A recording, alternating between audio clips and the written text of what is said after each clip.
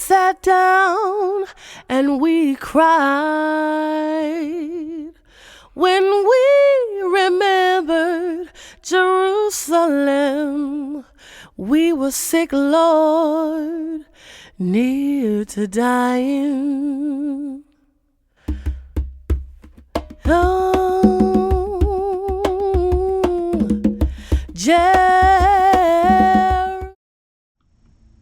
Shalom, shalom. Welcome everybody to the D.C.B channel, to the house of knowledge, wisdom, and understanding. Thanking the Most High God for my life, the life of my family, the life of my extended family, the nation of Yisrael, and thanking the Most High God for all things and everything. We almost say hallelujah. Thanking Yahuwah King for knowledge, wisdom, and understanding. Hoping and praying that everyone is well on this day, that everyone is blessed, that everybody had a great meal, that everybody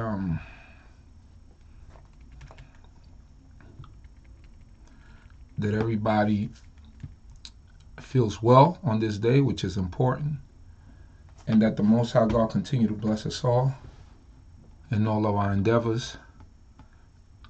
Through and through, that the Most High God continue to watch us and protect us and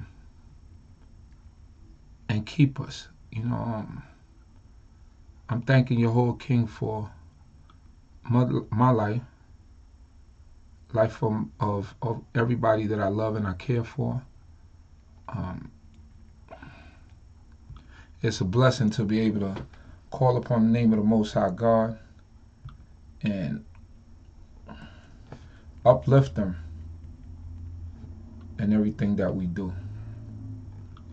I'm just right here trying to just put the post in all the pages that I'm a member of, which is important. The advertisement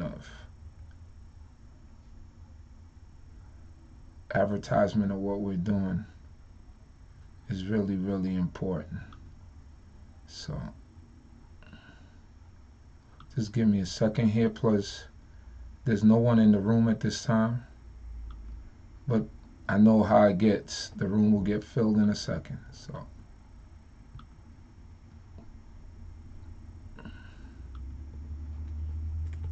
let me just do this. Post it up to everyone's page. And I know my people out there who share it with other people.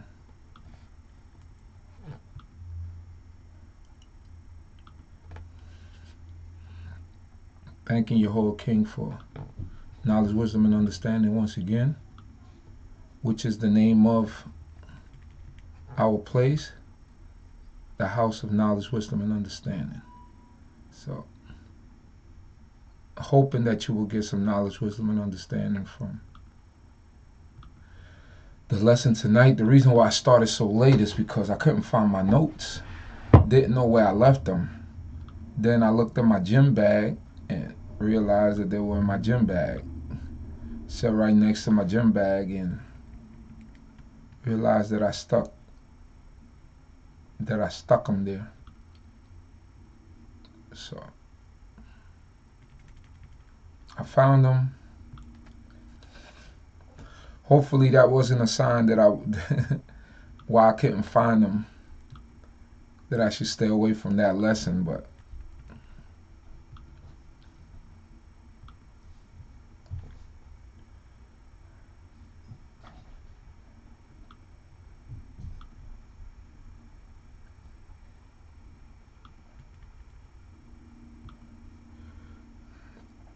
I'm almost done here.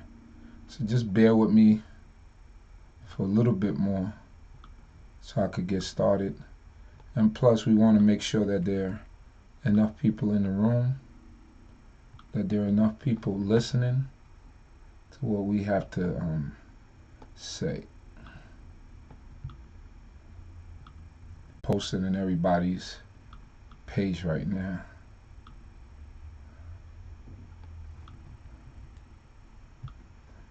Yeah, it's funny, people make all these groups, these close groups, and then they abandon them. They're not active on them. And then Facebook asks you if you want to take over the group. You know, I don't understand why people make the groups private. It doesn't make any sense to me. If you make a group, I feel like you should just make it public for everyone. So, and to my brother, I talk tonight. He knows what I'm talking about. He made a comment on Facebook that there will be no. He knows definitely after he seen my plate that there will be no Shabbat night talk tonight. But there is. Shabbat Shalom to everyone in the room. Ashriel Levy, Ruth, Marcia Reed, Moshe Yehuda, Basheba Yisrael, Deborah B, Matiti Yahu, and Jonah ben Yisrael. Shabbat Shalom to you all.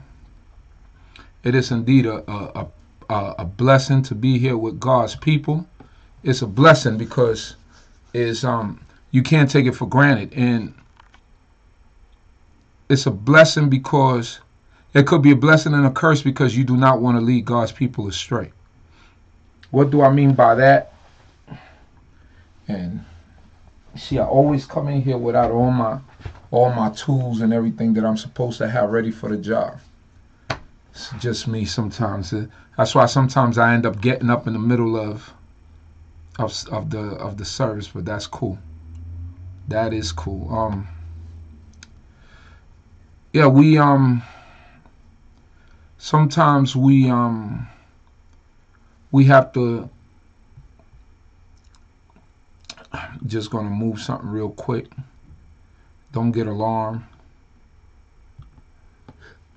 Yeah, sometimes we have to acknowledge that the Most High God, does things for us, and He allows us to do certain things because of His mercy, not because any great works of our own.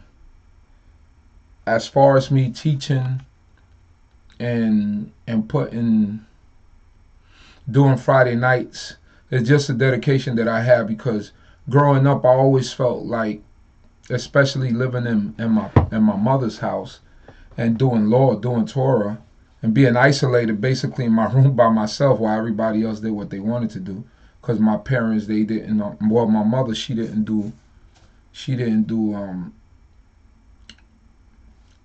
wasn't in this way of life, and so being by yourself and just sitting down and listening to it, but so many times you could listen to Where There's Peace and Baruch Hashem and all those things.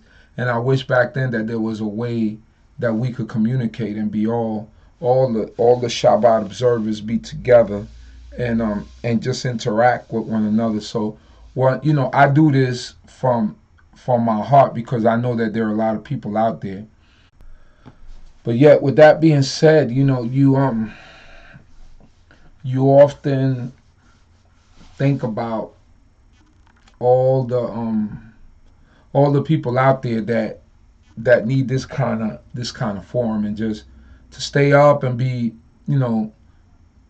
to speak to one another, to be in accord with one another, to understand one another.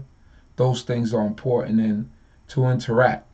Although we might be distances apart, it's a blessing to be able to communicate and connect with brothers and sisters.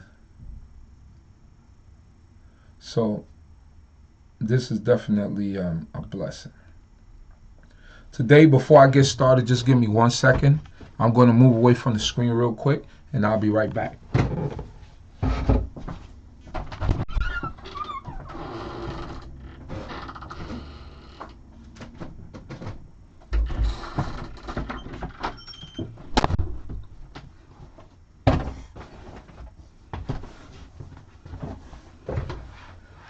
All right, I'm back.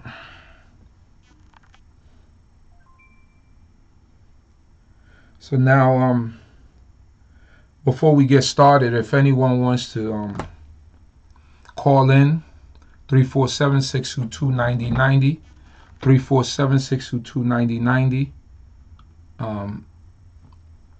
You could call in if you have a prayer request or you want to pray for someone. At this moment, I would like to pray for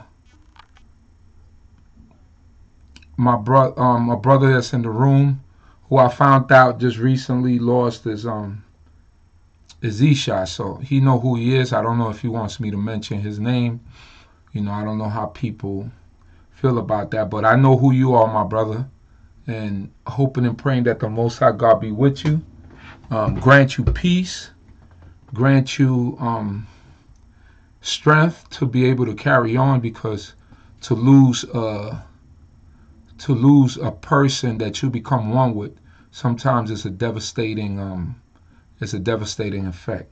So hoping and praying that the Most High God be with you, my brother, protect you, guide you, keep you safe, give you strength, and help you to move on and carry on.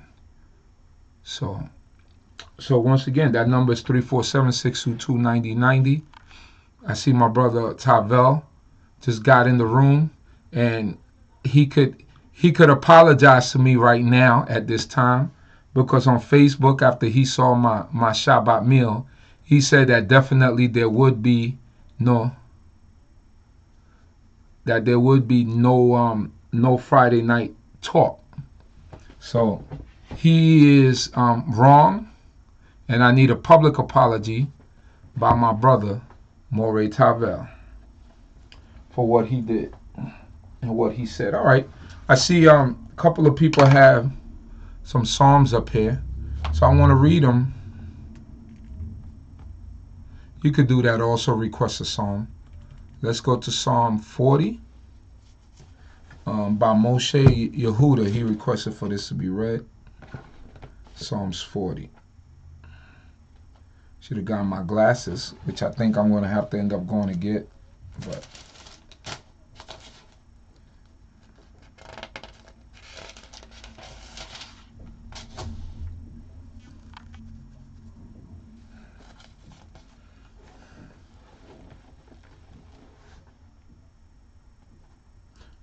okay, great. Our brother Jonah ben Yisrael just lost his Isha not too long ago. May the Most High God bless you and be with you, my brother, and that the Most High God continue to keep you and strengthen you. Always have to keep the family in mind and acknowledge that, we need each other in difficult times. So it's imperative for us to keep those things in mind. Psalm 40, to the leader of David, a psalm. I awaited patiently for Yahweh. He inclined to me and heard my cry. He drew me up from the desolate pit, out of the miry bog, and set my feet upon a rock, making my steps secure. He put a new song in my mouth, a song of praise to our God. Many will see and fear and put their trust in Yahweh. Happy are those who make Yahweh their truth, who do not turn to the proud, to those who go astray after false gods. You have multiplied, O Yahweh my God, your wondrous deeds and your thoughts toward us. None can compare with you. Were I to proclaim and tell of them, there will be more than can be counted. Sacrifice and offering you do not desire, but you have given me an open air. Burnt offering and sin offering you have not required. Then I said, here I am. In the scroll of the book it is written of me, I delight to do your will, O my God. Your law is within my heart. I have told the glad news of deliverance in the great congregation. See, I have not restrained my lips, as you know, O Yahweh. I have not hidden your saving help within my heart. I have spoken of your faithfulness and your salvation. I have not concealed your steadfast love and your faithfulness from the great congregation. Do not, O Yahweh, withhold your mercy from me. Let your steadfast love and your faithfulness keep me safe forever. For evils have encompassed me without number. My iniquities have overtaken me until I cannot see. They are more than the hairs of my head, and my heart fails me. Be pleased, O Yahweh, to deliver me. O Yahweh, make haste to help me. Let all those be put to shame and confusion who seek to snatch away my life. Let those be turned back and brought to dishonor who desire my hurt. Let those be appalled because of their shame who say to me, Aha, aha. But may all who seek you rejoice and be glad in you. May those who love your salvation say continually, Great is Yahweh. As for me, I am poor and needy, but Yahweh takes thought for me. You are my help and my deliverer. Do not delay, O my God. Hallelujah. So that was a request from, make sure I got the right person, Moshe Yehuda. You put it up there. The next song by Moshe Yehuda is Psalm 121, which is the psalm that we do every Shabbat. But what this Psalm 40 right here, what stands out for me is from verse 5, it says, You have multiplied, O Yahweh, my God, your wondrous deeds and your thoughts toward us. None can compare with you. So the Most High God constantly gives us blessings, and none can be compared to him because he stands alone. Were I to proclaim and tell of them, they will be more than can be counted. We can't enumerate or put a number on the blessings that the Most High God gives us. So therefore, what the Most High God gives us, life is a blessing with nothing else. Without a car, without this, without that. To live is a blessing. Because to live means that you can acknowledge that he is God and God alone. God, the burnt offerings and stuff like that, in his right perspective, he loves it. But when we're not in our right state of mind, he could care less about that. He'll rather obedience and do away with everything else. Those things are not important to him because obedience is most important. So, we understand and know that no one dies for you, and there's no.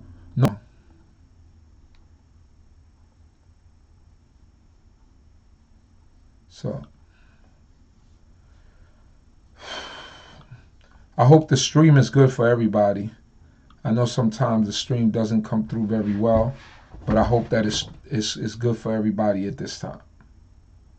So if you're getting a good stream at this time, give me a 1. And I hope that everybody is doing good. Another psalm request, Psalm 112 by Marsha Reed. No, it's Reed. Am I reading it right? Read? No, read. What am I doing? Maybe I'm tired already. Maybe that's what it is. Maybe I'm going to be calling it a early night. A few weeks ago, my brother told me that it looked like I was falling asleep while I was reading.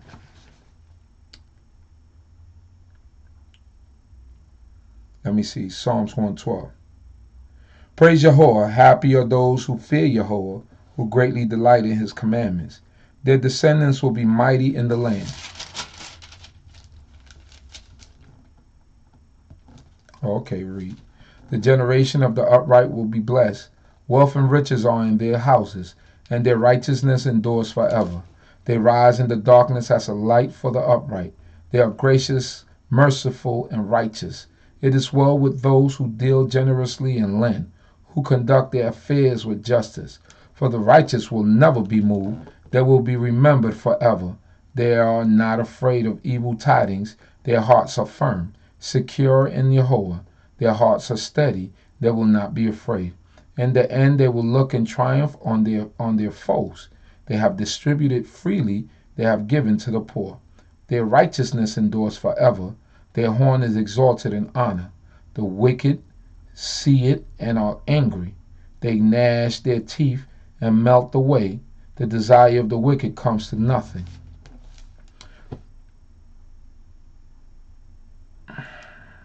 Hallelujah. So now, I forgot to read Psalms 121. Let's go there. Also, if you would like to call in and read a psalm, the number is 347-622-9090. Once again, 347-622-9090. If you would like to call in and read your own psalm.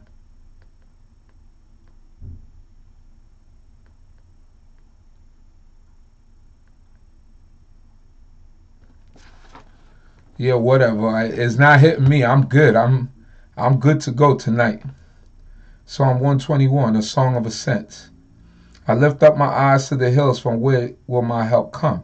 My help comes from Jehovah, who made heaven and earth. He will not let your foot be moved. He who keeps you will not slumber. He who keeps Israel will neither slumber nor sleep. Jehovah is your keeper. Jehovah is your shade at your right hand. The sun shall not strike you by day, nor the moon by night. Jehovah will keep you from all evil. He will keep your life. Jehovah will keep your going out and your coming in from this time and forevermore. Hallelujah. Let's see here. Psalms 3. Psalms 3.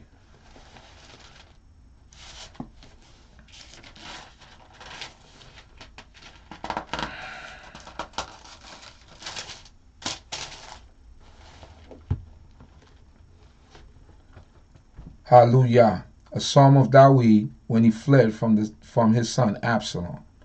O Jehovah, how many are my foes? Many are rising against me. Many are saying to me, there is no help for you in God, Selah. But you, O Jehovah, are a shield around me, my glory, and the one who lifts up my head. I cry aloud to Jehovah, and he answers me from his holy hill, Selah. I lie down and sleep. I wake again, for Jehovah sustains me. I am not afraid of 10,000s of people who have set themselves against me all around. Rise up, O Jehovah, deliver me, O my God, for you strike all my enemies on the cheek. You break the teeth of the wicked. Deliverance belongs to Jehovah. May your blessing be on your people, Selah. Blessed be. They're not going to chase me away. I'm good. They think they're going to chase me away. I'm good. They praying for me to fall asleep, but it ain't going to happen. They could pray and pray, but it ain't going to happen. I guarantee that. I ain't falling asleep. They're going to fall asleep before I do. You see, the difference is I can't see when they dozing off. I can't see when they sleeping. All right, Psalm 91. This is a nice psalm also.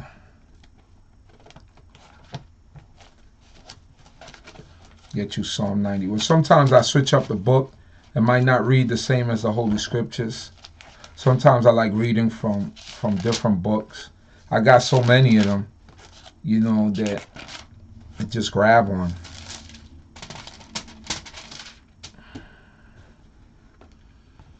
Psalm 91.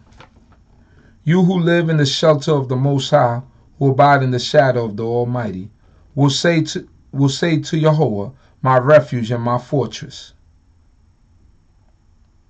My refuge and my fortress. Just that word right there, my fortress, I believe is like my, that's what my son's name mean, fortress.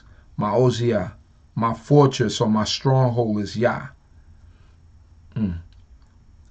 Verse 2, will say to Jehovah, my refuge and my fortress, my God in whom I trust. For he will deliver you from the snare of the fowler and from the deadly pestilence. He will cover you with his pinions, and under his wings you will find refuge. His faithfulness is a shield and buckler. You will not fear the terror of the night, or the arrow that flies by day, or the pestilence that stalks in darkness, or the destruction that wastes at noonday. 1,000 may fall at your side, 10,000 at your right hand, but it will not come near you. You will only look with your eyes and see the punishment of the wicked. Oh man, that's a surety right there.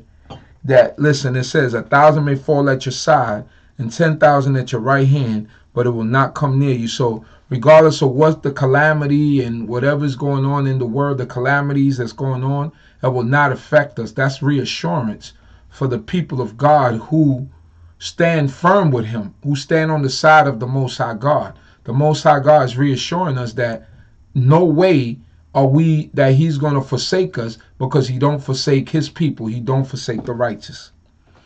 Verse 9, because you have made Yahweh your refuge, the Most High your dwelling place, no evil shall befall you, nor scourge come near your tent.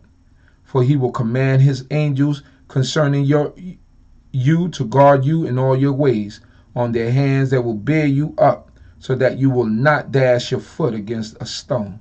You will tread on the lion and the adder, the young lion and the serpent, you will trample underfoot. Those who love me I will deliver. I'll protect those who know my name. So the Most High God is reassuring us here that those who know his name, he will protect. And that's us. We recognize and know that he is God and God alone, and his name is Jehovah. So the Most High said, stand assured that he will protect us because we know his name.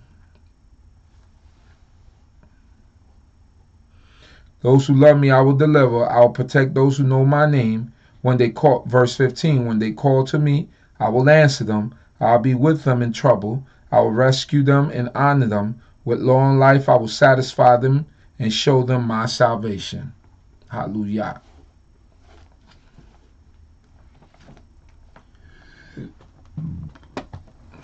So, here we go. What we got going on here? Shabbat Shalom, family. Hope and pray everyone is peaceful. Shabbat Shalom, Kilom. Blessings to everybody. Blessings to everyone in the room. It's a blessing to see everybody in the room. Hallelujah. I thank the Most High God for all of your lives. So, what did I have planned tonight? And what was my plan for tonight?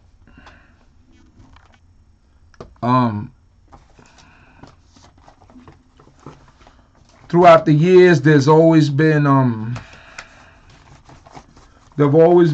certain chapters and verses that people have had problems with,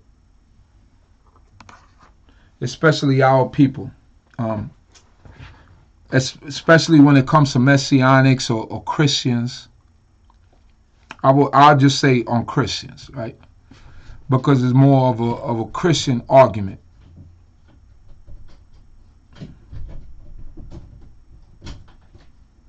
So I would just say this to everyone that's a Messianic, or even a person that's a Christian.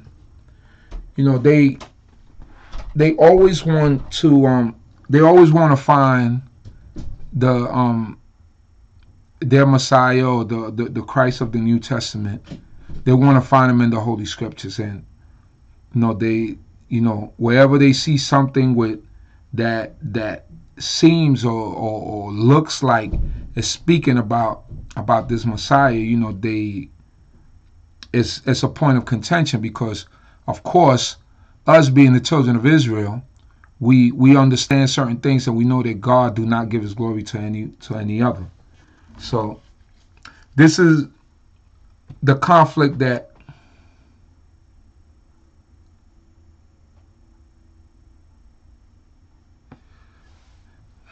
all right, so I have a question that just popped up here. Question: is a 12-tribe doctrine for what they teach, like Yehuda is for America and Benjamin is Jamaica and Levi Haiti? All right. Is it false? Yes, it's very false.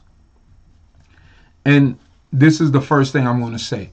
I'm going to give you a little bit of historical fact of how it started, and then I'm going to speak about scriptures, and different thoughts and different thoughts of different schools of thoughts.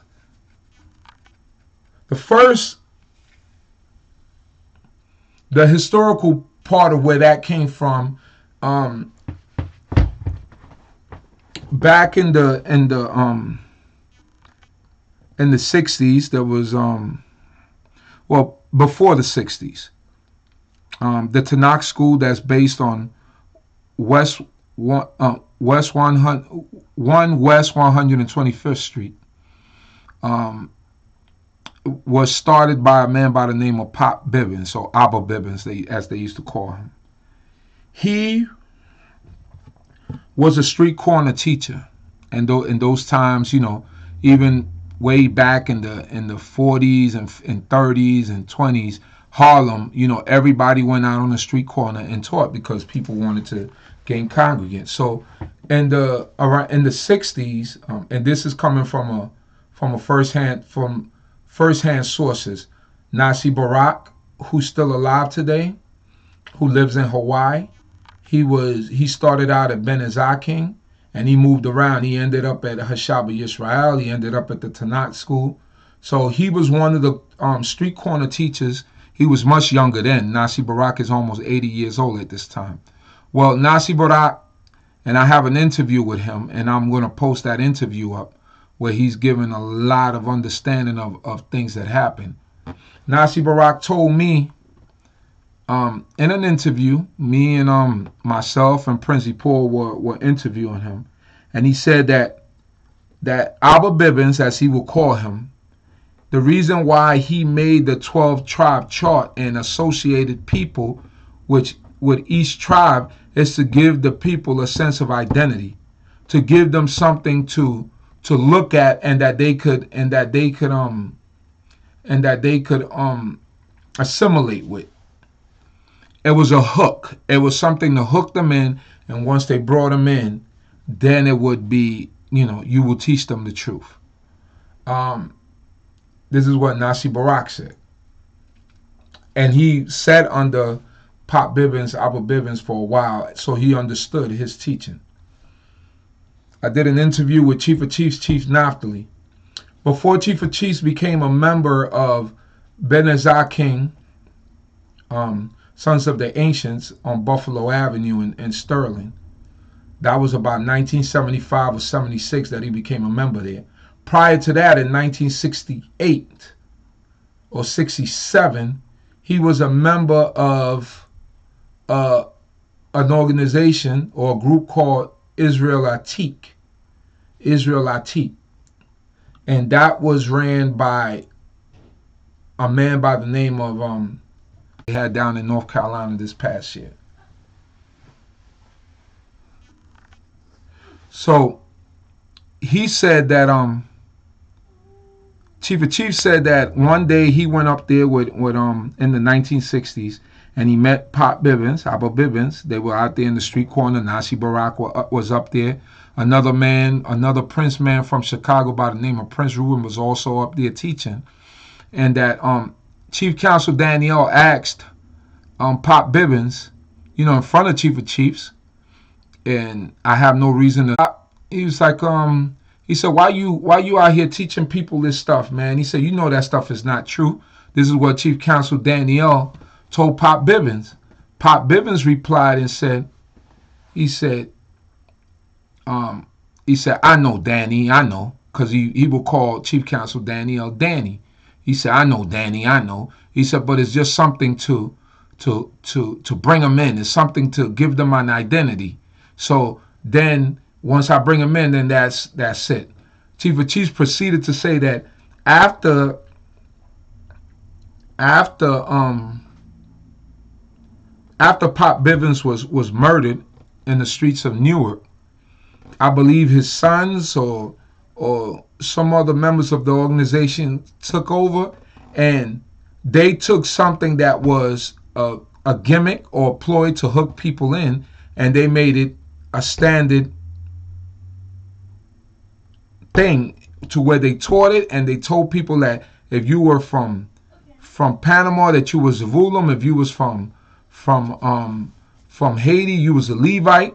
If you was from North America, that you were Judah. So it all came from a ploy to try to hook people in, and they made it a standard, and they just ran with it. So this is what's going on with that. So I hope I made myself clear. I hope that I clarified it. As far as in the Tanakh,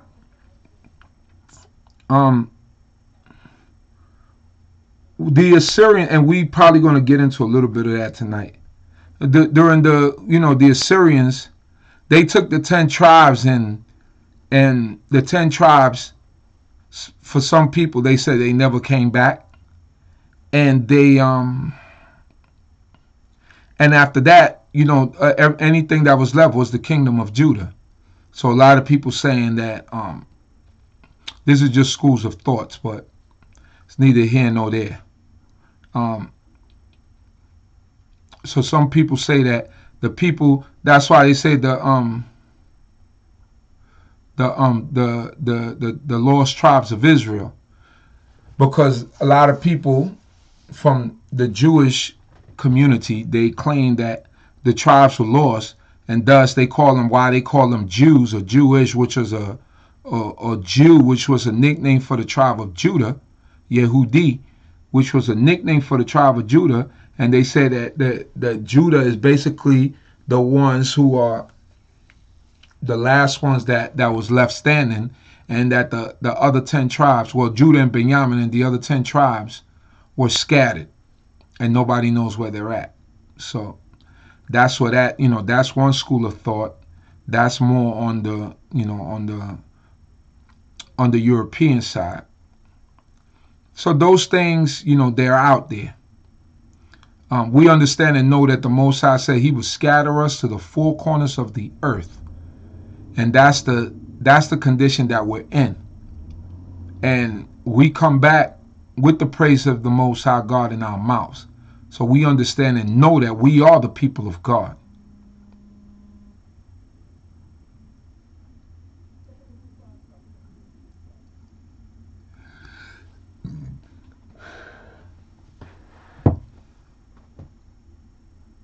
So you should see whited for the 12 tribes lost and found.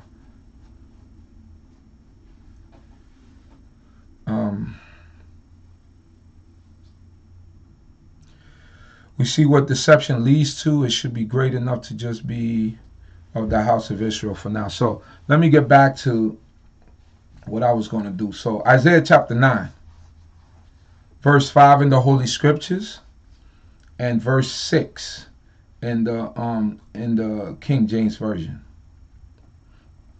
This is the passage in question. Now let's read the passage. Let's read the passage in both books. See what I got here.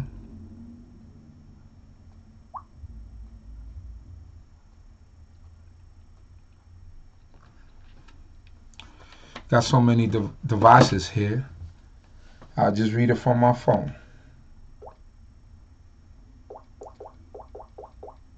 Torah Yahweh for knowledge, wisdom, and understanding.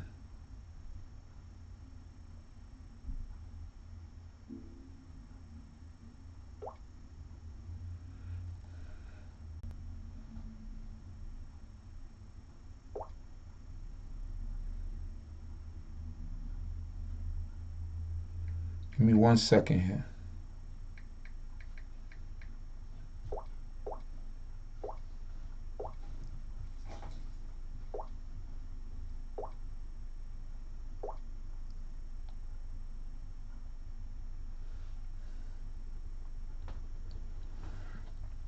Somebody just hit me and said read 2 Samuel 12:8. So let me go there. Well, this couldn't have been about this conversation because something earlier. I have so many conversations with people about the book that sometimes I lose track. So that was an earlier conversation.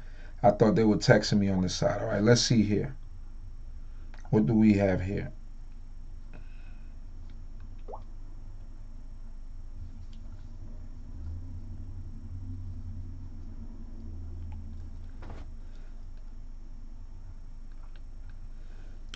Isaiah 9:6, right?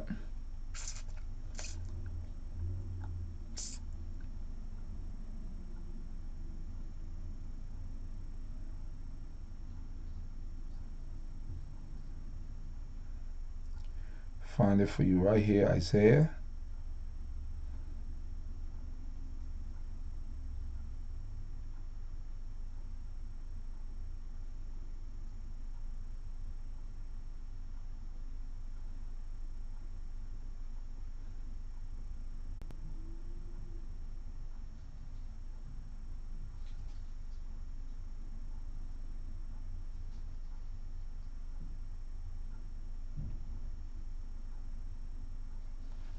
Just give me 1 second. I'm trying to find just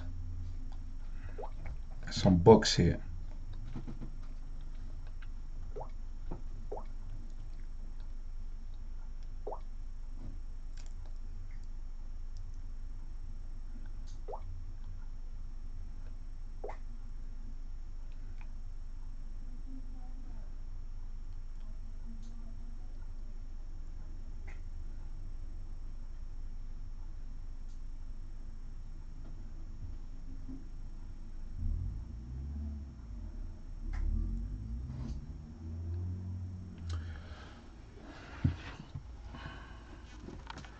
So in the Holy Scriptures, we have 9:5,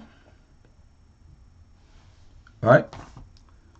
The Old Testament Holy Scriptures, and in the Christian Bible, King James, or looking for the book of Isaiah.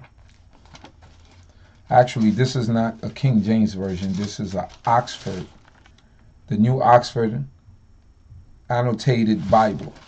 So let's see what they say here. Like I say, I like reading different books with different translations. Verse 6.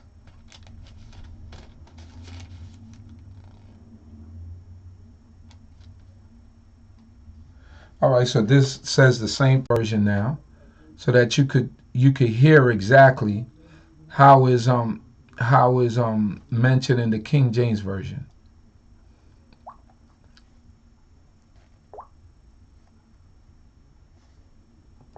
Isaiah.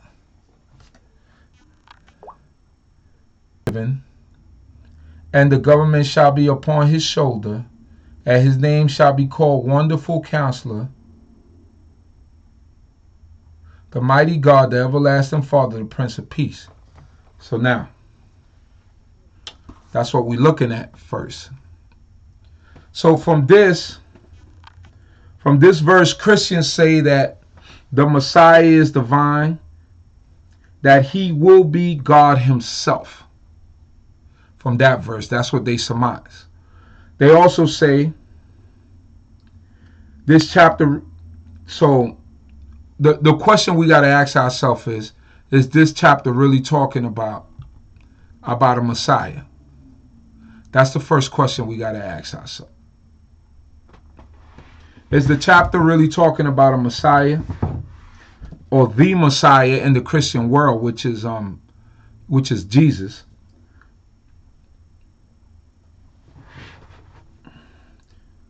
Is it an assertion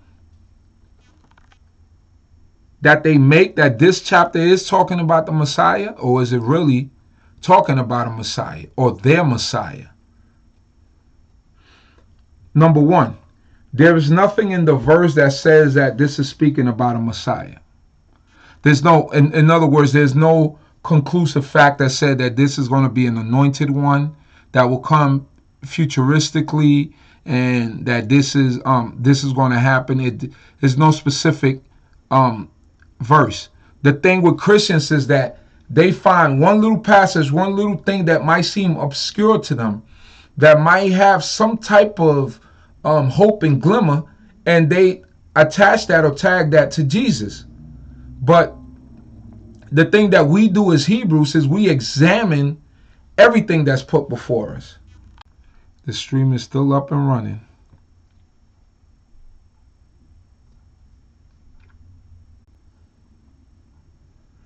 Give me 1 second here. I think I know what's going on.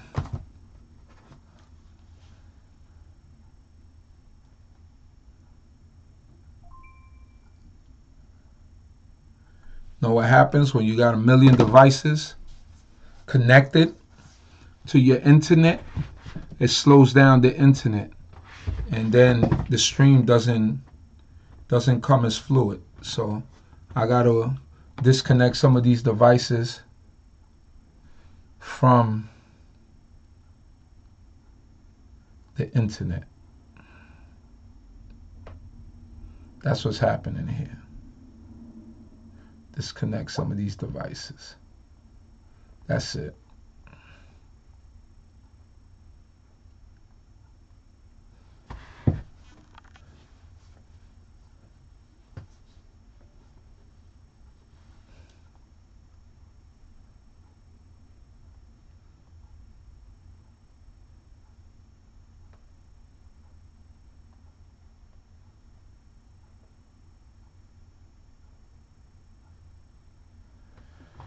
So now, hopefully everything will be running good. So, and like I said, point number one in the actual Isaiah chapter 9, there is no way, nowhere that is saying that it's speaking about a Messiah.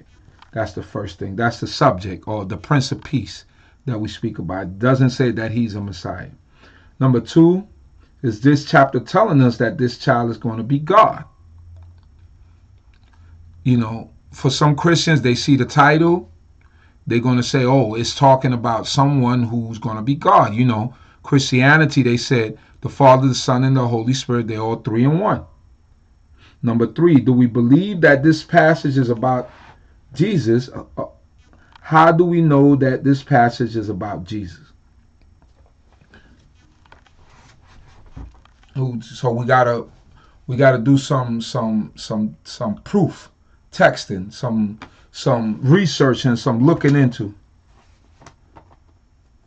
Is this chapter describing a future birth? That's the other thing we got to look into. So first things first. Let me read this again.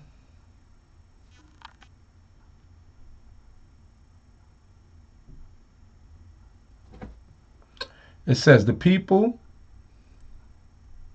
that walked in darkness have seen a great light. They have dwelt in the land of the shadow of death.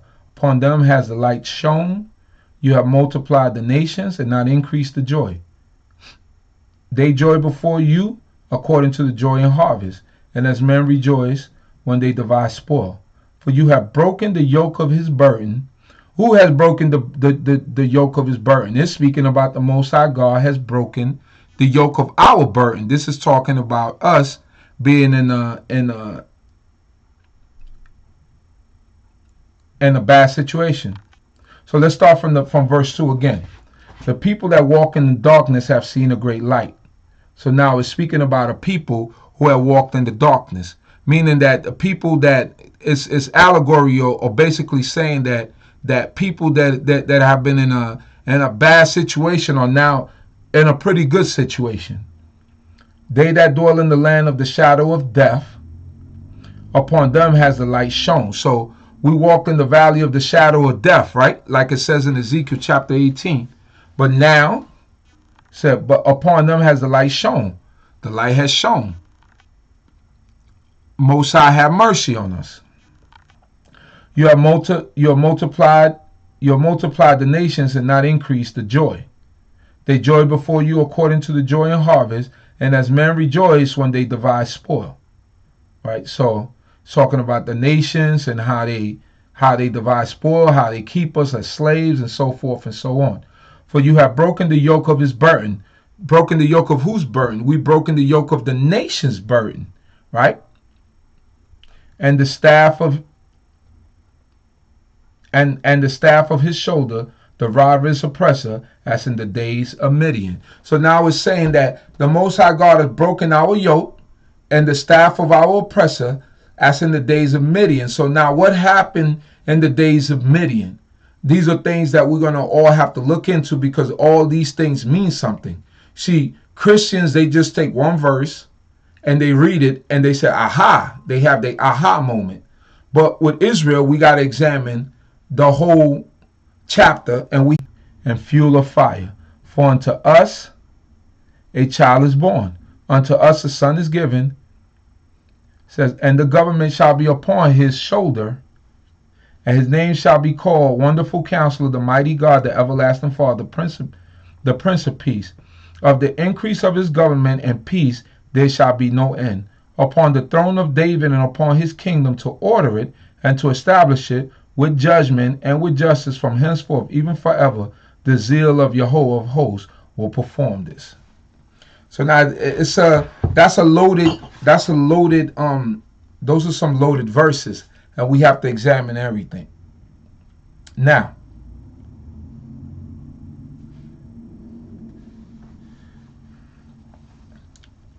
what's important here is, what we have to look at is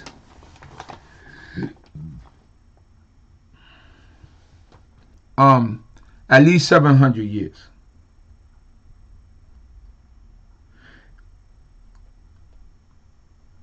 Now, when we look at the Hebrew, we need to go to the Hebrew real quick in that chapter, because it's imperative. If we go to the Hebrew, Isaiah 9:5, it says, for unto us a child is born. It said, Ki Yeled Yulad Lanu. What does that mean? Now, remember, Jesus didn't come to 700 years after the prophet Isaiah, and this prophecy is in the time of the prophet Isaiah. So now, Ki Yeled Yulad, Ki, the first line of verse 5, it says, Ki Yeled Yulad Lanu. What does that mean? Ki Yeled means a child, right? Ki Yeled means a child. When we say Yeladim, those are children that are male and female. Could be male and female. And Yeled is a child, right? Ki Yeled, a child. Yulad was born. Now listen to the distinct difference between the Christian translation and what I just read you in the Hebrew. The Christian translation says, Isaiah chapter 9 verse 6, for unto us a child is born, unto us a son is given. So that's the trick part of it. Is given. That could be futuristic. That could be the future. That is the future. In the Hebrew it says, Ki Yaled, a child, Yulad was born, Lanu, to us. A child was born to us. Key phrase. Very important. Why do I say that? Because now we're looking at the chapter on a different level, in a different perspective. This child was already born. This is not speaking about a future reference of any child or anything like that. So now, what do we do in order to solidify our points, or to say that our point is right? The first thing we have to do is we got to find every place in the Tanakh that speaks that same phrase. Yulad, right, was born. And let's see how it speaks about it. We go to each. We go to Genesis chapter 4, verse 26. And that reads, and to set and to shape to him also, Slika. Genesis 4, verse 26. And to Seth, to him also there was born a son, and he called his name Enos. Then began man to call upon the name of Yahweh. So, once again, to Seth, to him also there was born, Yulad, was born. That means that happened already. You understand what I'm saying? This is very important. Key point in that Isaiah chapter 9, verse 5. Speaking about someone that was born in the past tense. Just concur with me and just follow along with me and let me know if if I'm breaking this stuff down right, because I'm not the best in Hebrew, but you know, I do know how to read, and I do know how to research and do all types of stuff like that. So you lied. So More Tavel, just if you agree with me, or you could correct me as I go along if I'm making a mistake. Judges chapter 18, verse 29. Once again, to you lied, to bring forth the point. Show you right now. Judges 18:29. And they called the name of the city Dan, after the name of Dan, their father, who was born unto Israel. Howbeit, the name of the city was Lachish at the first, who was born. You lied. You lied.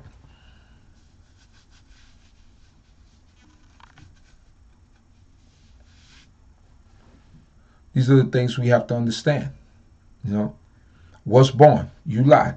Jeremiah chapter 20, verse 15. Cursed be the man who brought tidings to my father, saying, a man child is born unto you, making him very making him very glad. A man child was born unto you. Should be the translation, but it said a man child is born, but the word you lied is also used there. Psalms 87, verse 5. And of Zion it shall be said, this and that man was born in her, and the highest himself shall establish her. Once again, past tense, was born. Ruth chapter 4, verses 16 through 17. And Naomi took the child and laid it in her bosom, and became a nurse unto it. And the women, her neighbors, gave it a name, saying, there is a son born to Naomi.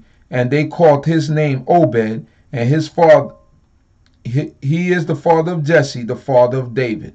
So, and they said, there is a son born to Naomi. Once again, the word you lied is used. That son was already born. So why am I emphasizing on that you lied? Because the passage that we just read in Isaiah chapter 9, verse 5 in the Holy Scriptures and verse 6 in the King James Version, when we read it in the Hebrew, is speaking in the past tense. It's referring to this child already being born. The child already exists. The child is already on this earth. That's what it's talking about.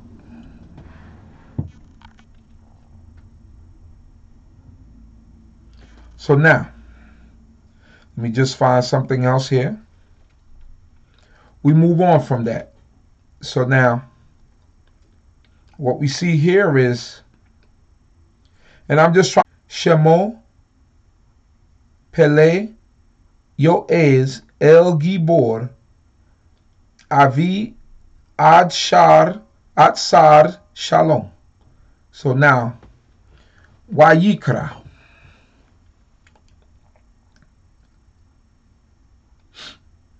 What does that word Wayikra mean? Can anybody tell me what Wayikra mean?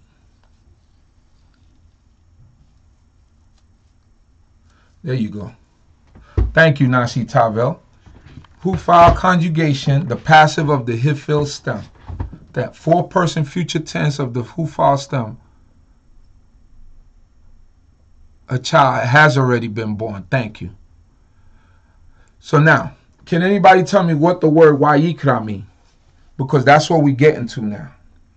There's the name, is a passage, is actually a portion. Is actually a portion in the Torah reading that we do, or in one of the sidras, is one of the sidras. That's called Wayikra.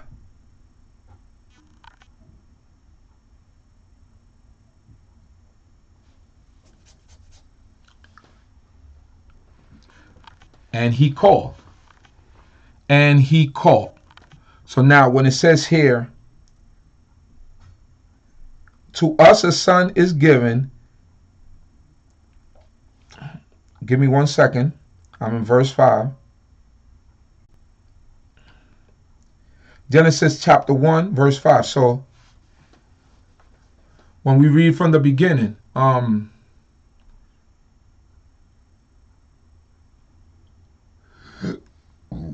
Genesis chapter 1, verse 5. And God called the light day, and darkness he called night. And he called, right? The word you're going to see there is Wayikra. Light, he called the light day. That already happened. You feel what I'm saying? That already happened. And he called and he called night. And darkness he called night. And evening and morning, and there was the first day. So Wayikra, that's something that already happened. Let me go there with the Hebrew. Give me 1 second here. I hope I'm making sense to you, and I hope I'm tying it in so that you understand where I'm getting to. Tanakh. I'm just trying to find it here. In the beginning, Genesis 1. So Bereshi bara Elohim et Hashemayim we et haaretz. So now verse 5. We go to verse 5. It says, and God called light day, Wayikra Elohim it says or Yom Choshek Quara Laila Wahi. And God called light day, and darkness he called night. So you see there? You see the word Wayikra. And he called. So this is past tense. Now, the next one. Genesis chapter 3, verse 20. And Adam called his wife's name Eve, because she was the mother of all living. And he called her name Eve. Wayikra, once again. He called her. That's past tense. Genesis time, and I am set in my ward whole nights. And he cried, or he called, also is used there. Isaiah 22:12. And in that day did Yahweh God of hosts call to weeping and to mourning and to baldness and to girding with sackcloth. And he called, Wayikra, and he called.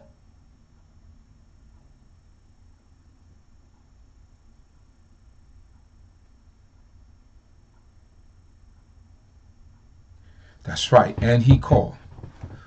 So we right on the. I got a Hebrew teacher right there giving you the breakdown and everything as it's going along.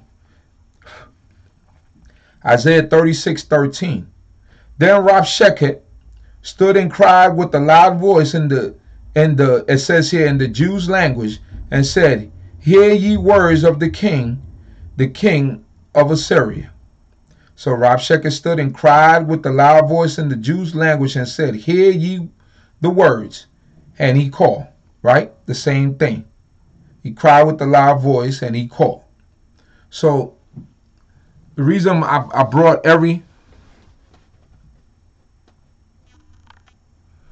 so you see, I could get my brother Morey Tavel to teach a Hebrew class here. But the reason why I'm bringing up all those points and he called is because to make us understand that this is not talking, this passage, this verse is not talking about something in the future. It's speaking about something that has already happened. So now, Christians often like to say, but his name is, his name is, let's read off his name, and this is what they like to say, why they say it's Jesus. For a child has been born to us, a son is given to us, authority rests upon his shoulders, and his name, but this is in the Christian version, and he is his shoulders, and he is named Wonderful Counselor, Mighty God, Everlasting Father, Prince of Peace. That's a heck of a name. So Christians tell you automatically it has to be talking about a divine being. It has to be talking about someone who is divine. It has to be talking about someone who is a God, right? But now, does it necessarily mean that anyone who has a name that attributes prays to the Most High God or has the name of God in their name, does it make them God? Let's go to some examples and let's see. And let's see if these people, we could say that they were gods.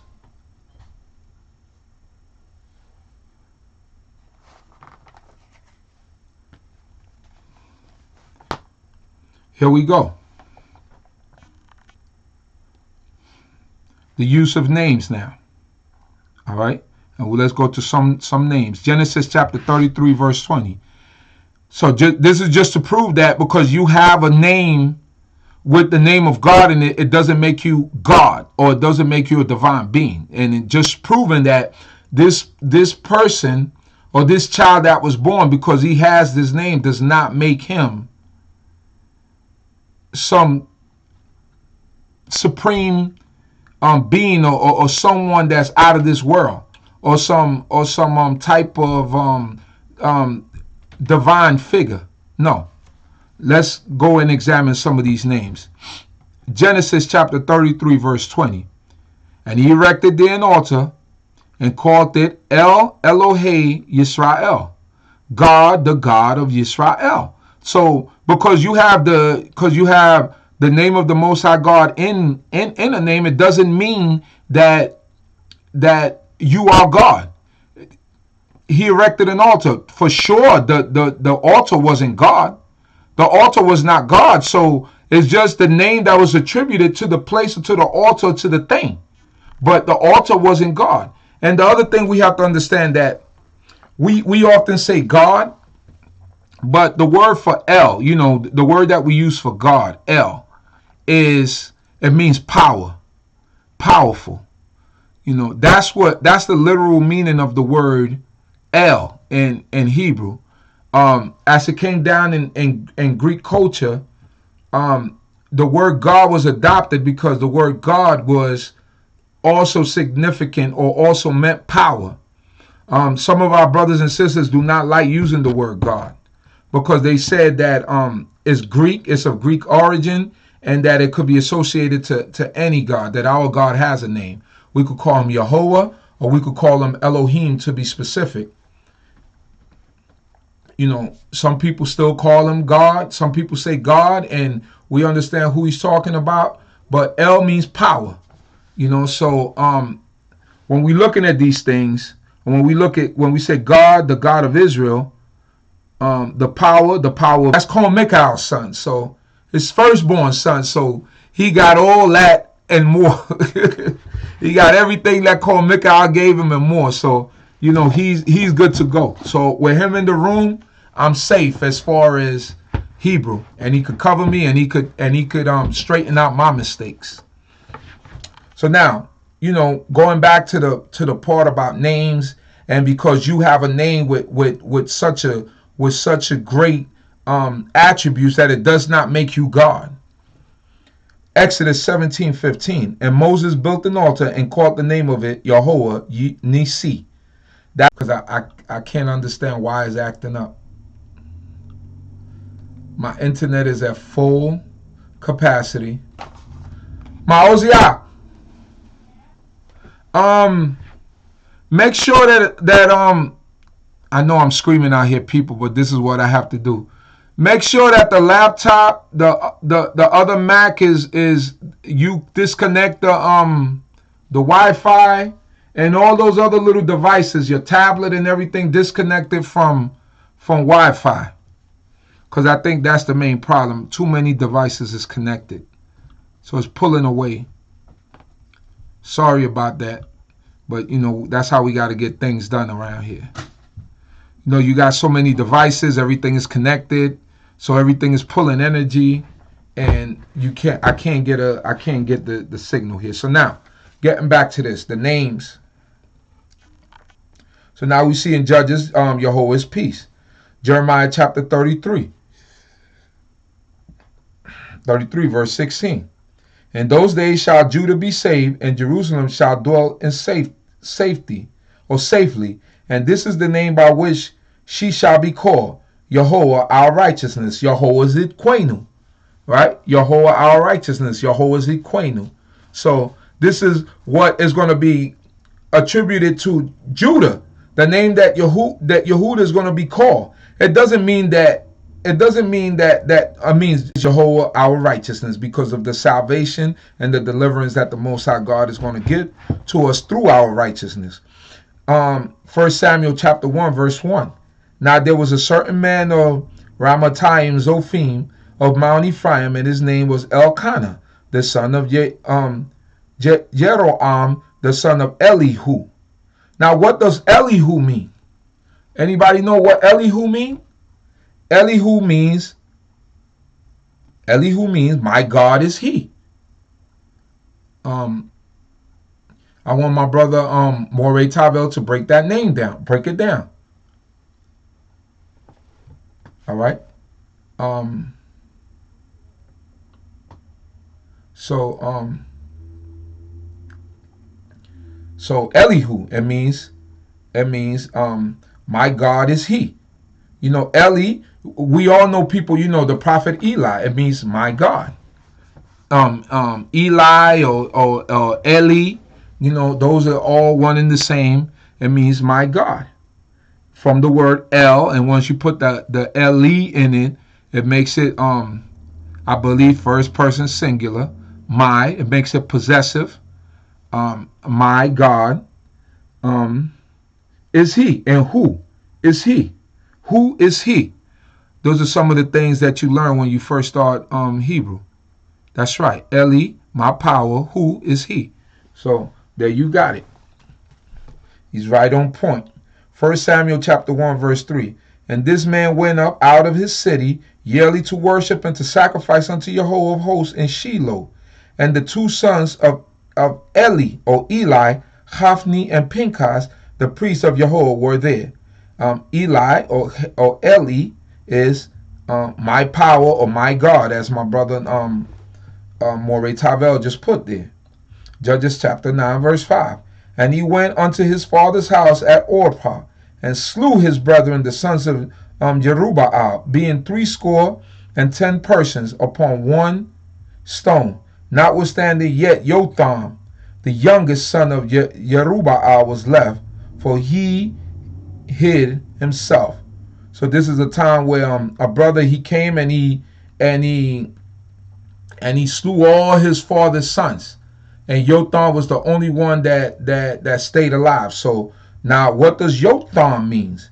Jotham means the perfect God, or Jehovah is perfect, right? It doesn't mean that this child that was left alive, that he was God or that he was Jehovah. It doesn't mean that. It just, that was the name that was given to him. A lot of our names have the Most High's name in it. It doesn't make us God. My name is Uziel. Uz or Uzzah means strong or strength.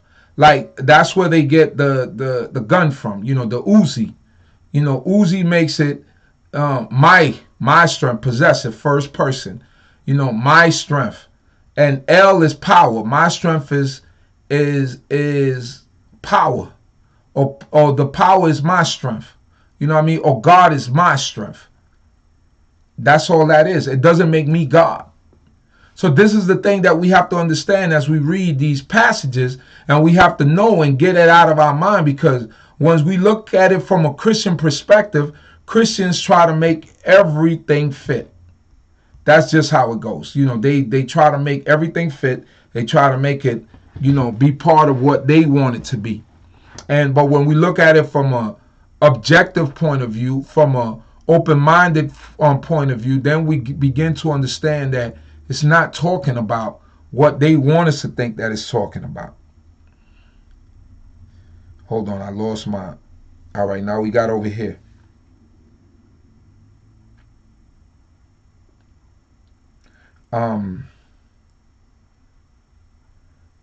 Exodus chapter 21, verse 6. Then his master shall bring him unto the judges, right? And he shall also bring him to the door, or unto the doorpost, and his master shall bore his ear through with an awl, and he shall serve him forever. Now in the Hebrew, when you read that Judges, it says unto the Elohim. because the judges would stand in the position of the Most High, right? So the judges did the bidding of the Most High, or the priest, or the king. So they were called Elohim. Does it mean that they were gods or that they were God? Absolutely not. But they were doing the job of the Creator. Didn't mean that they were God.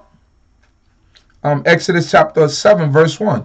And Yahweh said unto Moses, see, I have made you a god to Pharaoh, and Aaron your brother shall be your prophet. I have made you a Elohim unto Pharaoh. Does it mean that Moses was God? We all know that Moses wasn't God. But it says that God made Moses a Elohim unto Pharaoh. Doesn't matter. We know that Moses was not God. Ezekiel chapter 32, verse 21. The strong among the mighty shall speak to him out of the midst of hell with them that help him. They are gone down, they lie uncircumcised, slain by the sword. The strong amongst the mighty. The strong among the mighty. So that says, El Gibor Ha Ali Giborim. LA or LA Giborim. Right? It says El Gibor. Right? Or powerful or mighty warriors. Well, powerful, mighty and powerful warriors. Right? Man of war or man of strength. Giborim means man of strength or man of war. Could correct me, Moray, and let me know. But these are all things that make us know that it's not talking about. It's not talking about it's not talking about any mystical thing, you know. So now, what do we have to do now? We have to go back.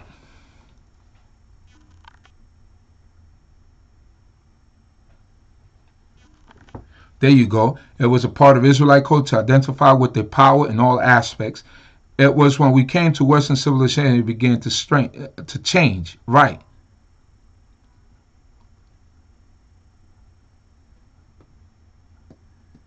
Yeah, I don't know what's going on with the buffering. Some nights is iffy. Hopefully it slows down and we could get it all. But I hope I'm making sense. And is anybody confused, or am I making perfect sense in everything that I'm trying to do, or am I trying to say? I just want everybody in the room, if you're listening to me, if I'm making perfect sense to you, if you understand which road I'm going down, if you understand everything that I'm saying, if you're seeing it crystal clear what I'm doing here and how I'm putting everything together. This is very important to me that you understand exactly everything that I'm saying, that when you leave here tonight, that you're not leaving in a ball of confusion. Bavakasha. So please let me know right now if you're understanding everything that I'm saying and if it's making perfect sense to you at this time. Let me see.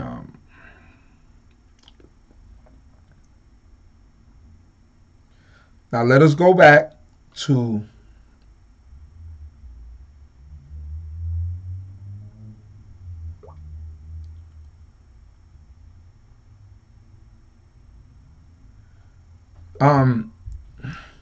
they are Hebrew video series available but for purchase, but I will have to connect you with the elder who has them. What I'm going to try to do is I've been talking to a brother. What I'm going to do is we last year we tried to do a live Hebrew class like right around this time of the year. We tried to stream it, but it was very difficult for people online to really see what was being written on the blackboard and stuff like that. And not on the blackboard, on the whiteboard actually. And now actually see the letters clearly. And I think it'll be more interactive and a better learning experience than trying to do it live. And, if you don't really know Hebrew, you're not going to grasp what what the teacher is saying at that point. So all right. For most part, everybody that, most of the people that are still up understand where I'm going with this. So now, let us go back to, because many times, these are the chapters and the verses that Christians come at us with. So now we have to be able to defend it. So now,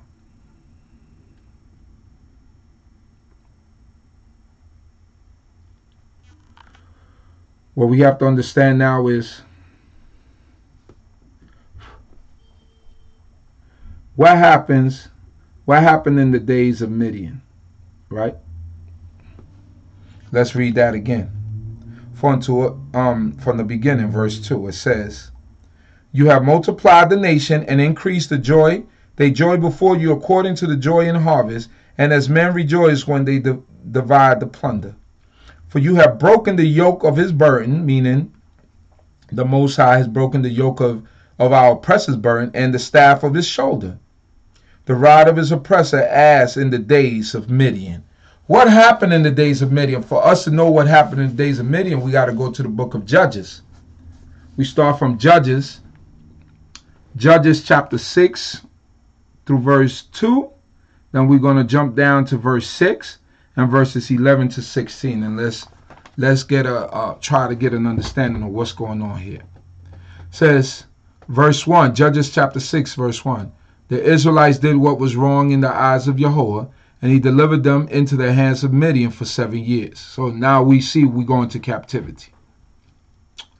And it reads, "The Midianites were too strong for Israel, and the Israelites were forced to find themselves hollow places in the mountains and caves and strongholds." So the Midianites came and attacked us. This is after Joshua is dead, Caleb and all of them, and the children of Israel did that which was evil in the sight of the Most High God again. So now verse 6. "They had come into the land for its growing crop, and so the Israelites were brought to this destitution by the Midianites, and they cried to Yahweh for help." So these are all important verses. So we were under oppression by the Midianites, and we cried unto Yahweh for help. And now what happened? Verse 11. "Now the angel of Yahweh came and sat under the terebinth of Orpah, which belongs to Joash and the Abiezrite. His son Gideon was threshing wheat in the winepress. Save Israel. Look at my clan. It is the weakest in Manasseh, and I am the least in my father's family." So he's saying, look, my clan is the weakest in the Most High God will give us. So now let's jump down to Judges chapter 7, verses 19 to 25. Verse 19. "Gideon and the 100 men who were with him reached the outskirts of the camp at the beginning of the middle watch.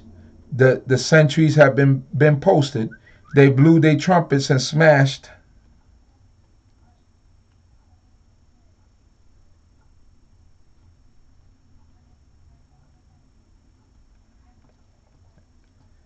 So now, let me set it up, right? So, and I'm really, really, really sorry about this.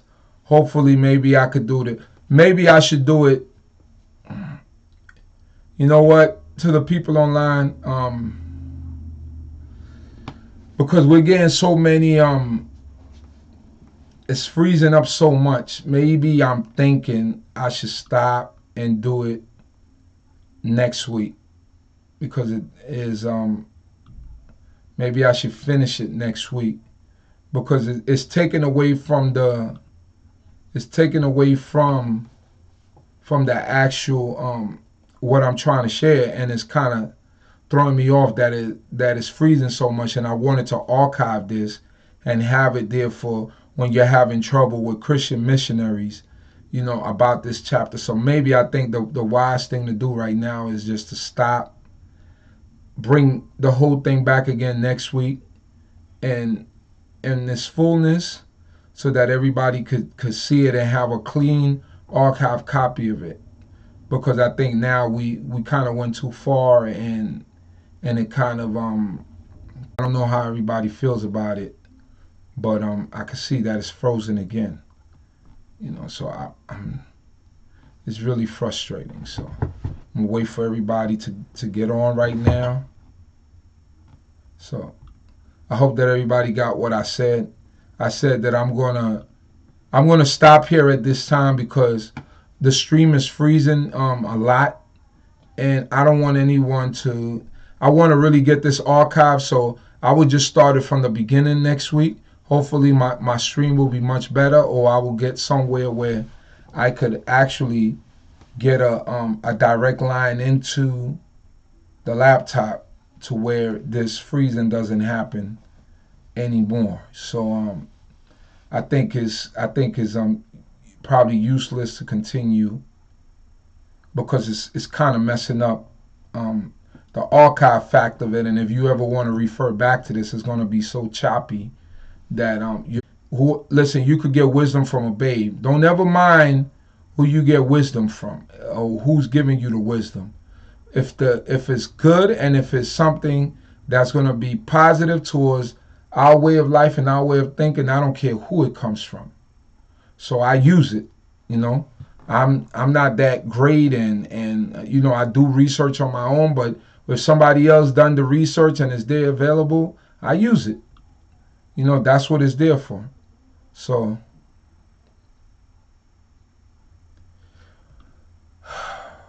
I'm really, you know, really disappointed this week, but it doesn't make any sense to continue because it's not the stream is not working that great today. So at this time, thanking the Most High God for knowledge, wisdom, and understanding, food, clothing, and shelter. I felt good about this lesson too, by the way. I felt real good.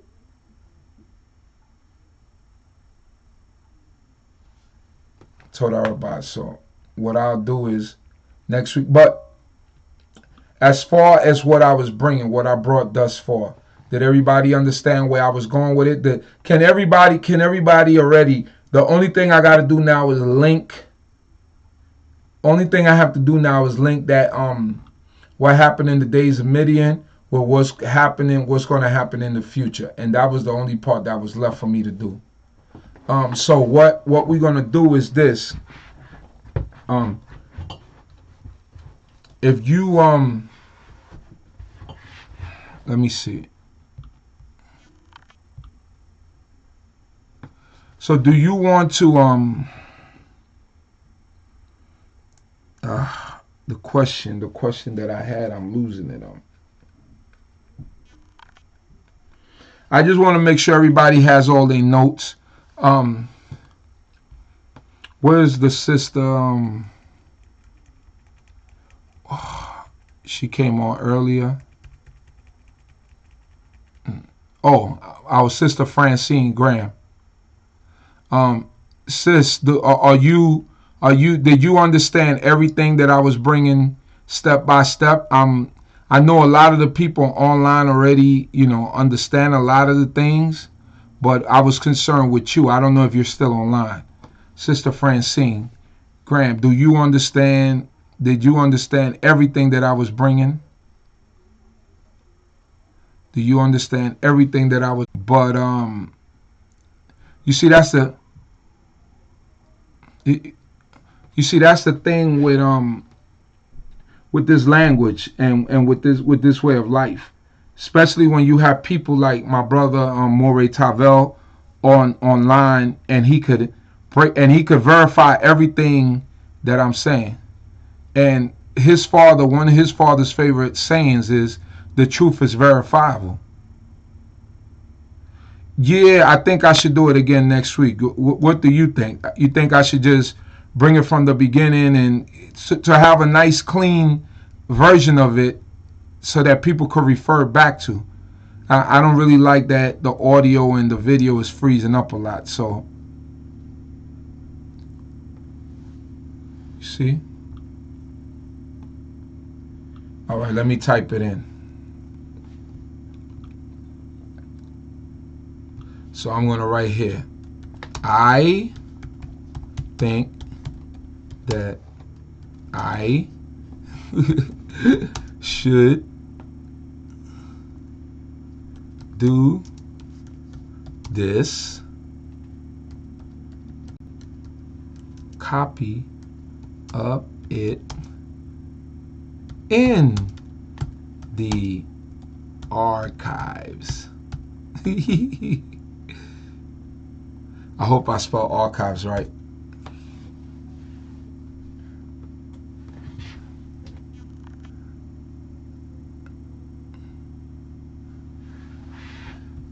I must be completely frozen now.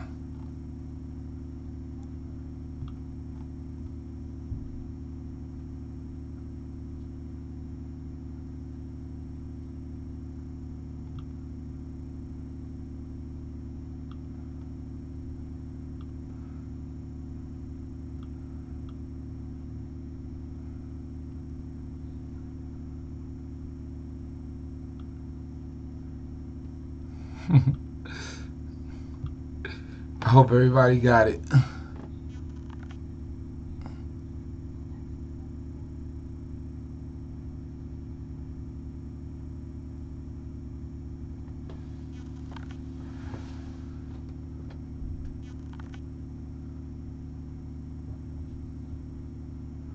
So,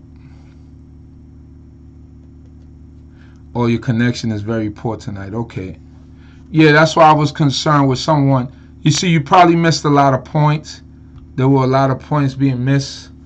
And for whatever that is,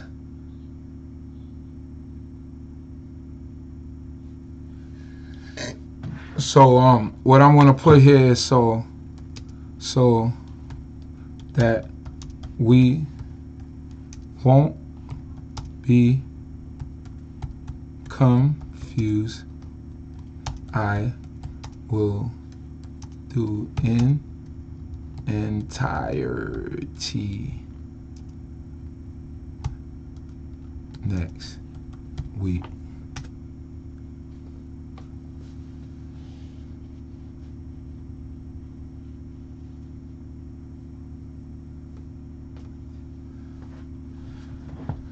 So,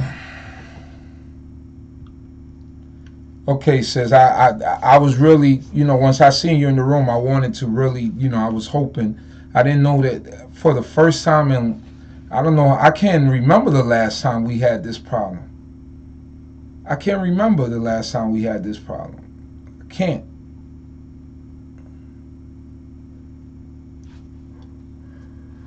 I can't. I'm yawning now, so that means I'm tired.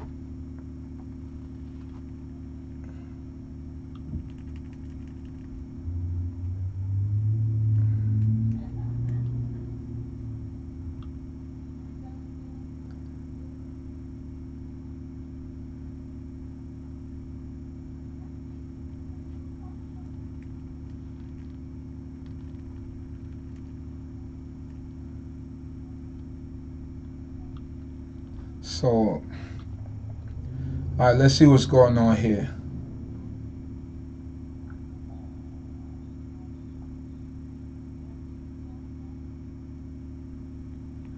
All right, so blessed be the name of the Most High.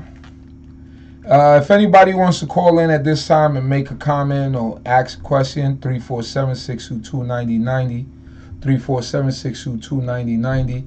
For anybody that might want to make a comment about something that they heard tonight.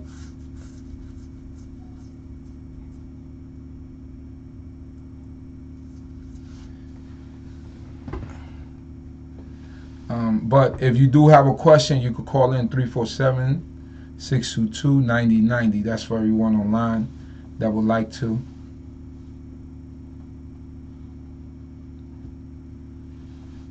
Right. As far as the only begotten and born, that's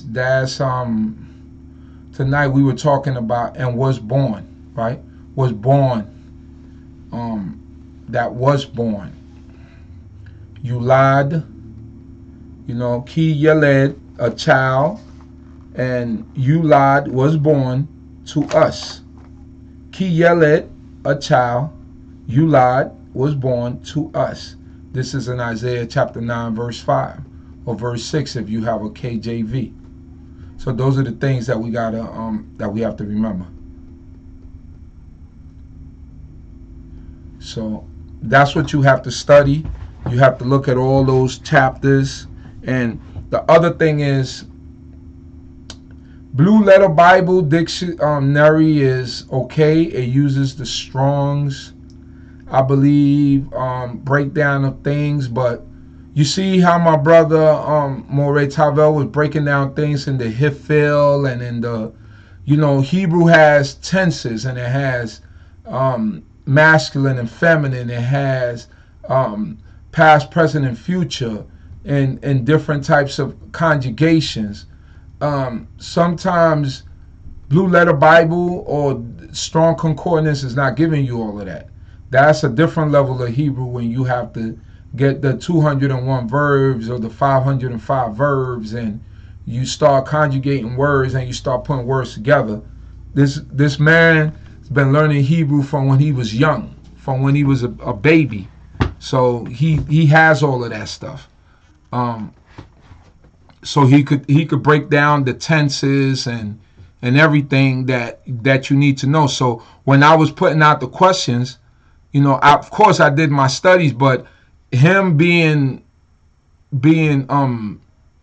a moray, being a teacher, he's confirming everything that I'm saying, because he knows much more Hebrew than I know. In fact, compared to him, I really don't know Hebrew. But when I do a lesson, I study my lessons, and then when I bring it to you, it's for him to confirm whether I'm making a mistake or not. So that's right. Because what you have to remember about the KJV is that it was the King James Version. Now, we don't look at things in that manner, like, oh, they wouldn't tamper with it. Why would they tamper with it? Think about it. They looking at it from a Christian point of view. They had people that read Hebrew. So why would things be changed up in the Hebrew, from the Hebrew to the English, to make the Messiah of the New Testament fit? That's why they'll do it. But when you look at it back in the original text in the Hebrew, it doesn't say what they're saying. It doesn't say what they're saying. So it's a whole different ballgame.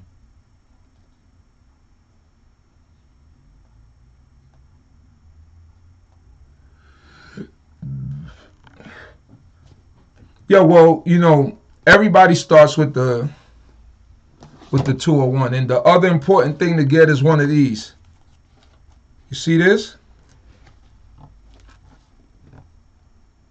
Get you.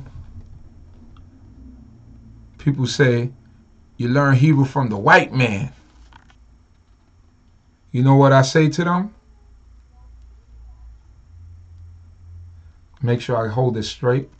That's Ben Yehuda's English, Hebrew, and Hebrew English dictionary with the kangaroo on the top. So now y'all gonna start asking me for ISBN numbers. So the ISBN number on this is 0-671-68862-6. That's for everyone online that's going to drive me crazy about this. English, Ben Yehuda's Pocket English Hebrew and Hebrew English Dictionary. You can find any word in Hebrew in here. But in order to use this, you have to at least know your Aleph Bet and know how to read. That's just how it goes. It don't make no sense to get this if you don't learn your Aleph Bet. At least I know my Aleph Bet. Now I know my ABC. Won't you sing along with me? Now I know my Aleph Bet. So now, some people will say you're learning Hebrew from a white man. That's not real Hebrew you're learning. That's you're learning from a white man. First of all, I didn't learn Hebrew from a white man. I learned Hebrew from brothers. Second of all, when you talk all that white man talk, I bet you if I look at your first grade class picture your second grade class picture, your third grade class picture, and your fourth grade class picture. Maybe in the fifth grade you had a black teacher, but your formative years, first, second, third, and fourth grade, I bet you it was Mrs. Rosenblum that was teaching you. I'm more than sure that it was Miss Rosenblum, Miss Castellano, Miss McDonald. Miss McDonald taught you how to read, because your parents ain't take no time out to sit down with you and read. But you screaming all this, you learning from the white man. I'm not proud of it. I wish we had schools that it was only black people there teaching us, but the reality is that a lot of us learn how to read and write from the quote unquote, what they like to say, devil. I'm just playing around with y'all. I just be having these responses ready for people who start talking that stuff.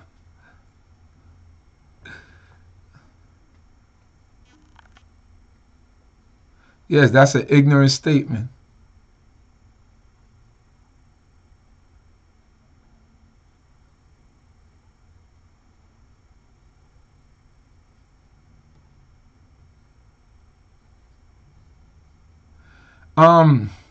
Yes, there's a teacher by the name of Maury Michel who has basically, he has like 4 or 5 DVDs explaining the Hebrew.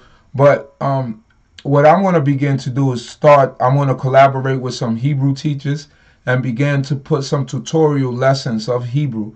In fact, there's a lot of, you might not, the only difference with us and Jews is like, and my brother could concur on this, is this.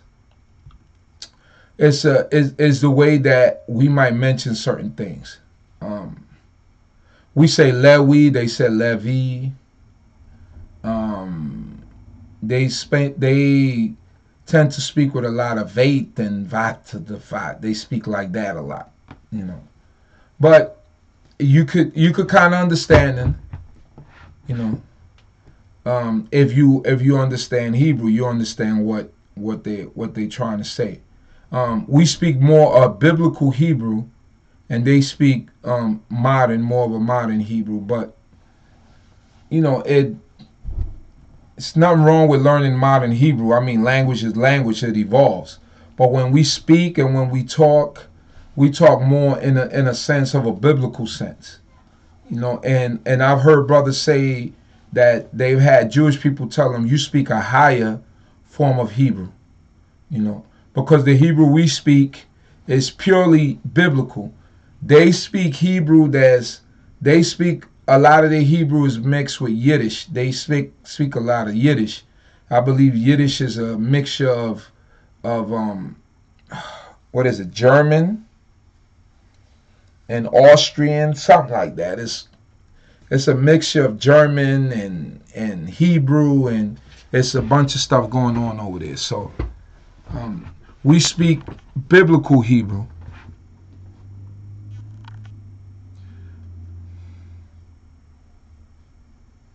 Tomorrow D.C.B. is having a Hebrew class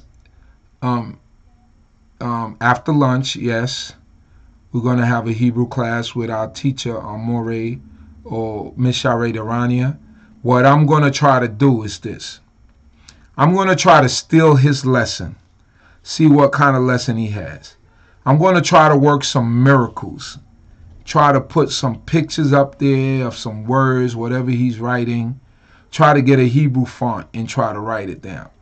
I'm not going to promise who was of 90% black teachers in the 60s and early 70s who were all on point masters of what they did. That's great. I wish I went to a school like that.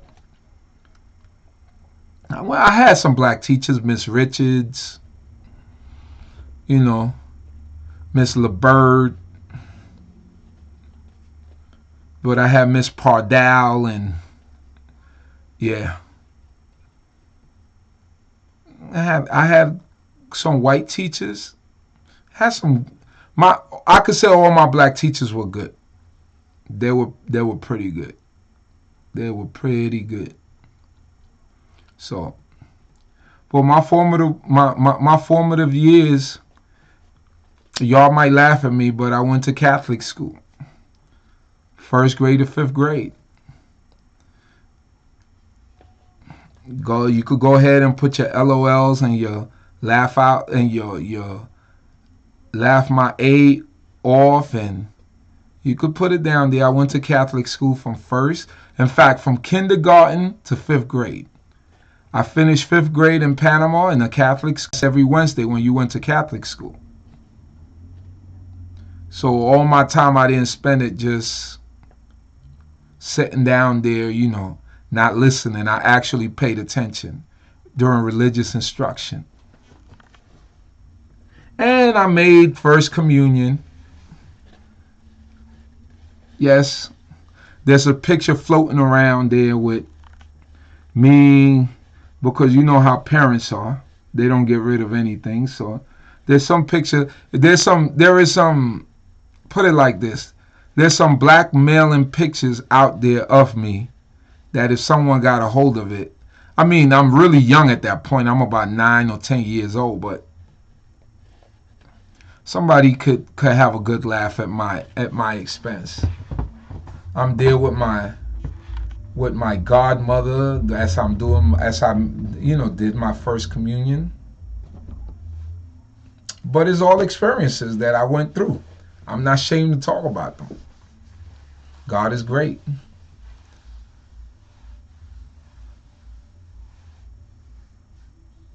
Torah YAH. Hallelujah. So enough is enough. Next week I'll come with the full lesson. Also, just some brief things. Next week during Shabbat I'll be doing the full book of Esther. It's Purim the following week. So we always go through that. Those of you that know me, I usually go through all 10 chapters. We usually have a good time with it. So looking forward to doing that. What else? We'll be having a visit from Chief of Chiefs like in April. That's going to be fun.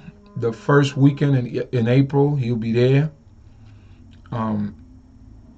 It's good. We have some lectures coming up that pretty soon we'll be getting out to y'all about that. Some lectures.